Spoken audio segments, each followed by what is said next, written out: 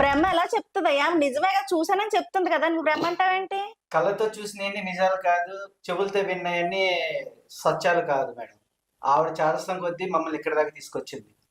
మీ శాతం గురించి నా పెద్ద కొడుకు గురించి న్యాయం జరగాలని తీసుకొచ్చాను నేను ఇక్కడికి. మీరిద్దరు లేదు మేడం. కదా, మీరిద్దరు బెడ్ వచ్చి వదిన సులువుగా వస్తాడు, అన్నం పెట్టమంటాడు, నేను పెడతాను మేడం.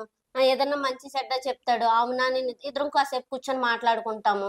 ఎందుకంటే మరిది గారు కదా, కొంచెం నేను సనువుగా మాట్లాడతాను.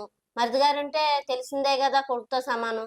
అలాగే అంటే కొడుకుతో కూర్చున్నారు. సమానం అని కొడుకుతోనే అక్షరం సంబంధం పెట్టుకుంటావా?